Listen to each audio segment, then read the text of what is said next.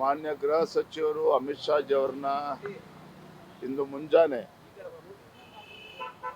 ನಾನು ಹಾಗೂ ಮಾಜಿ ಮುಖ್ಯಮಂತ್ರಿಗಳಾಗಿರ್ತಕ್ಕಂಥ ಬಸವರಾಜ ಬೊಮ್ಮಾಯಿ ಅವರು, ವಿಪಕ್ಷ ನಾಯಕರಾಗಿರ್ತಕ್ಕಂಥ ಆರ್ ಅಶೋಕ್ರವರು, ಅರವಿಂದ್ ಬೆಲ್ಲದ್ ಎಲ್ಲರೂ ಸಹ ಮಾನ್ಯ ಅಮಿತ್ ಶಾ ಜಿ ಅವ್ರನ್ನ ಭೇಟಿ ಮಾಡಿ ರಾಜ್ಯ ರಾಜಕಾರಣದ ಬಗ್ಗೆ ಆಗ್ತಾ ಇರ್ತಕ್ಕಂಥ ಬೆಳವಣಿಗೆಗಳು ಎಲ್ಲವನ್ನು ಕೂಡ ಚರ್ಚೆ ಮಾಡಿದ್ದೇವೆ. ಯಾವ ರೀತಿ ಕಾಂಗ್ರೆಸ್ ಸರ್ಕಾರದ ವಿರುದ್ಧ, ಭ್ರಷ್ಟ ಕಾಂಗ್ರೆಸ್ ಸರ್ಕಾರದ ವಿರುದ್ಧ ಹೋರಾಟವನ್ನ ಇನ್ನೂ ಕೂಡ ದ್ವಿಗುಣಗೊಳಿಸಬೇಕು, ಈ ವಿಚಾರದಲ್ಲಿ ಅವರು ಕೂಡ ಕೆಲವು ಸಲಹೆ ಸೂಚನೆಗಳನ್ನು ಕೂಡ ನೀಡಿದ್ದಾರೆ. ಇವತ್ತು ರಾಜ್ಯ ಸರ್ಕಾರ ಯಾವ ದಿಕ್ಕಲ್ಲಿ ಸಾಗ್ತಾ ಇದೆ, ಅಲ್ಪಸಂಖ್ಯಾತರ ಓಲೈಕೆಯನ್ನ ಮಾಡುವಂತ ನಿಟ್ಟಿನಲ್ಲಿ ಈ ಮಟ್ಟಕ್ಕೆ ಒಂದು ರಾಜ್ಯ ಸರ್ಕಾರ ತೀರ್ಮಾನವನ್ನ ತೆಗೆದುಕೊಳ್ತಾ ಇರ್ತಕ್ಕಂಥದ್ದು. ನಿನ್ನೆ ದಿನ ಏನಿವತ್ತು ಹೌಸಿಂಗ್ ಡಿಪಾರ್ಟ್ಮೆಂಟ್ ಅಲ್ಲಿ ಈಗ 10% ಇಂದ 15% ಏನು ಜಾಸ್ತಿ ಮಾಡಿದ್ದಾರೆ ಅಲ್ಪಸಂಖ್ಯಾತರಿಗೆ. ನೋಡ್ರಿ, ಇವತ್ತು ದೇಶದ ಪ್ರಧಾನಮಂತ್ರಿ ನರೇಂದ್ರ ಮೋದಿಜಿ ಅವರು ಸಬ್ಕಾ ಸಾಥ್, ಸಬ್ಕಾ ವಿಕಾಸ್, ಸಬ್ಕಾ ವಿಶ್ವಾಸ್ और ಸಬ್ಕಾ ಪ್ರಯಾಸ್ ಈ ಒಂದು ಆಧಾರದ ಮೇಲೆ ದೇಶದಲ್ಲಿರ್ತಕ್ಕಂಥ ಹಿಂದೂಗಳು ಇರ್ಬೋದು, ಅಲ್ಪಸಂಖ್ಯಾತ ಇರ್ಬೋದು, ಯಾರೇ ಇರ್ಬೋದು, ಎಲ್ಲರಿಗೂ ಕೂಡ ಒಂದು ನ್ಯಾಯವನ್ನ ಕೊಡ್ತಾ ಇದ್ದಾರೆ. ನರೇಂದ್ರ ಮೋದಿಜಿಯವರು ಕೊಟ್ಟಂತ ಕಾರ್ಯಕ್ರಮಗಳು, ಇವತ್ತು ಪ್ರಧಾನಮಂತ್ರಿ ಕಿಸಾನ್ ಸಮ್ಮಾನ್ ಯೋಜನೆ ರೈತರಿಗೆ ಇವತ್ತೇನು 4,000 ರೂಪಾಯಿ ಅಕೌಂಟಿಗೆ ಜಮಾ ಆಗ್ತಾ ಇದೆ. ಕೇವಲ ಹಿಂದೂಗಳಿಗೆ ಮಾತ್ರ ಅಲ್ಲ, ರೈತಾಪಿ ವರ್ಗ ಅಂದ್ರೆ ಯಾವುದೇ ಧರ್ಮದಲ್ಲಿದ್ರು ಕೂಡ ಅವರಿಗೆ ಹಣ ಸಂದಾಯ ಆಗ್ತಾ ಇದೆ. ಇವತ್ತು ಮೋದಿಜಿಯವರ ಬೇಟಿ ಪಡಾವ್ ಬೇಟಿ ಬಚಾವ್ ಕಾರ್ಯಕ್ರಮ ಯಾವುದೇ ಹಿಂದೂ ಹೆಣ್ಮಕ್ಳಿಗೆ ಮಾತ್ರ ಅಲ್ಲ.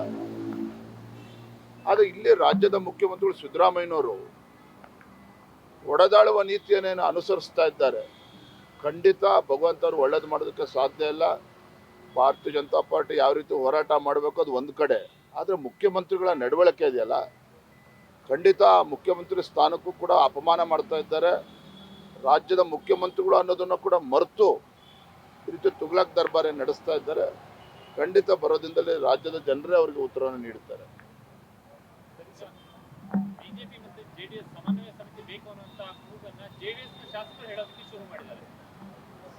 ನೀನು ಅಧಿವೇಶನ ಪ್ರಾರಂಭ ಆಗುತ್ತೆ ಆ ಟೈಮಲ್ಲಿ ಎಲ್ಲ JDS ಶಾಸಕರ ಜೊತೆ ಚರ್ಚೆ ಮಾಡಿ, ಮಾನ್ಯ ಕುಮಾರಸ್ವಾಮಿ ಅವ್ರ ಜೊತೆ ಚರ್ಚೆ ಮಾಡಿ ಖಂಡಿತ ಅದು ಮಾಡ್ತಾ ಇದ್ರೆ ನಮ್ಗೇನು ಮಾಡ್ಲೇಬೇಕಾಗುತ್ತೆ, ನಾವು ಕೂಡ ಮಾಡ್ಬೇಕಾಗುತ್ತೆ. ಸರ್, BR ಪಾಟೀಲ್ ಅವರು ರಾಜ್ಯ ಸರ್ಕಾರದ ವಸತಿ ಯೋಜನೆ ಬಗ್ಗೆ ಒಂದು ಆಡಿಯೋ ಬಿಲ್ ದುಡ್ಡು ಕೊಟ್ರೇನೆ ವಸತಿ ಹಂಚಿಕೆಗಳು ಆಗ್ತಿದ್ದಾವೆ, ಈ ಸರ್ಕಾರದಲ್ಲಿ ಇಷ್ಟರ ಮಟ್ಟಿಗೆ ಅವ್ಯವಹಾರಗಳು ನಡೀತಾ ಇದ್ದಾವೆ ಅನ್ನುವಂತಹ ಆರೋಪಗಳನ್ನು ಮಾಡಿದ್ದಾರೆ. ನಿರಂತರವಾಗಿ ಅವ್ರ ಪಕ್ಷದಲ್ಲಿ ಇಟ್ಕೊಂಡು ಈ ರೀತಿಯಾದಂತಹ ಆರೋಪಗಳನ್ನು ಮಾಡ್ಕೊಂಡು ಬರ್ತಿದ್ದಾರೆ. ಮಾತಾಡಿರೋ ಆಡಿಯೋನು ಕೂಡ ರಿಲೀಸ್ ಆಗಿದೆ. ಭಾರತೀಯ ಜನತಾ ಪಾರ್ಟಿ ಅವತ್ತಿನಿಂದನೂ ಕೂಡ ನಾವು ಹೇಳ್ತಾ ಇದ್ದೇವೆ,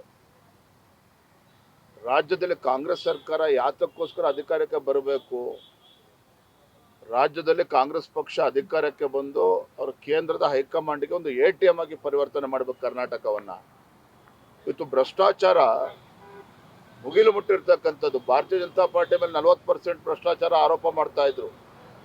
ಆದರೆ ನೀವು ಜನಸಾಮಾನ್ಯರು ಕೇಳಿ, ಉದ್ಯಮಿಗಳನ್ನ ಕೇಳಿ, ಯಾರನ್ನೇ ಕೇಳಿ, ಇವತ್ತು ಇದು 100% ಭ್ರಷ್ಟಾಚಾರದ ಸರ್ಕಾರ ಅಂತೇಳಿ ಜನಸಾಮಾನ್ಯರು ಮಾತನಾಡ್ತಾ ಇದ್ದಾರೆ. ಅಂದರೆ ಈ ರೀತಿ ಭ್ರಷ್ಟಾಚಾರ ಮುಳುಗೋಗಿದೆ ಅಂತ ಸ್ವತಃ ಆಡಳಿತ ಪಕ್ಷದ ಶಾಸಕರೇ ಇದನ್ನ ಬಹಿರಂಗಪಡಿಸಿದ್ದಾರೆ. ಯಾವುದೇ ಇಲಾಖೆಗೆ ಹೋದ್ರೂ ಸಹ ಲಂಚ ಇಲ್ದೇನೆ ಇವತ್ತು ಯಾವುದೇ ಕೆಲಸ ಕಾರ್ಯಗಳು ಇವತ್ತು ಆಗ್ತಾ ಇಲ್ಲ, ಯಾವುದೇ ಇಲಾಖೆನಲ್ಲಿ ಕೆಲಸ ಆಗ್ತಾ ಇಲ್ಲ. ಈ ರೀತಿ ಭ್ರಷ್ಟಾಚಾರಕ್ಕೆ ಕುಮ್ಮಕ್ಕು ಕೊಡ್ತಾ ಇರ್ತಕ್ಕಂಥದ್ದೇ ಇವತ್ತು ಮುಖ್ಯಮಂತ್ರಿಗಳು ಆದಿಯಾಗಿ ಎಲ್ಲರೂ ಕೂಡ ಅದಕ್ಕೆ ಕುಮ್ಮಕ್ಕನ್ನು ನೀಡ್ತಾ ಇದ್ದಾರೆ. ಹಾಗಾಗಿ ಇವತ್ತು BR ಪಾಟೀಲ್ ಅವರು ರಿಲೀಸ್ ಮಾಡಿರ್ತಕ್ಕಂಥ ಆಡಿಯೋ ಒಂದು ಚಿಕ್ಕ ನಿದರ್ಶನ ಅಷ್ಟೇ ಇವತ್ತು. ಆದರೆ ಜನ ಇವತ್ತು ಈ ಸರ್ಕಾರದ ಬಗ್ಗೆ ಈ ವಿಚಾರದಲ್ಲಿ ಬೇಸತ್ತಿದ್ದಾರೆ. ಸಿಎಂ ತವರು ಜಿಲ್ಲೆಯಲ್ಲಿ ಮೈಕ್ರೋ ಫೈನಾನ್ಸ್ ಅವರಿಗೆ 1280 ರೂಪಾಯಿ ಕಂತು ಕಟ್ಟಿಲ್ಲ ಅಂತ 7 ವರ್ಷದ ಒಂದು ಹೆಣ್ಣು ಮಗುನ ಮೈಕ್ರೋ ಫೈನಾನ್ಸ್ ಎತ್ಕೊಂಡು ಹೋಗಿದ್ದಾರೆ ಸರ್.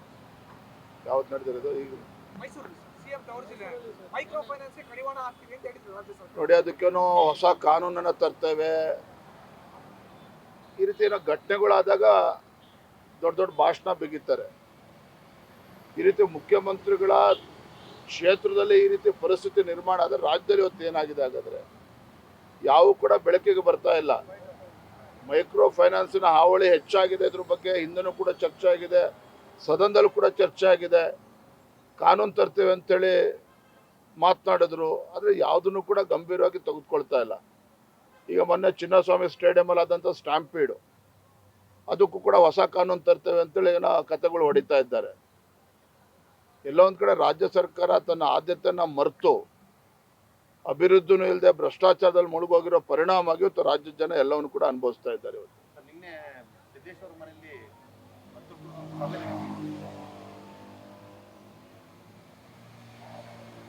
ಅತೃಪ್ತಿ ಇದೆ ಅನ್ನೋದು ನಿಜ, ಸತ್ಯ. ಅವರಲ್ಲಿ ಇರ್ತಕ್ಕಂಥದ್ದು ಅದು ಬಹಿರಂಗವಾಗಿ ಹಲವಾರು ಬಾರಿ ಹೇಳಿದ್ದಾರೆ.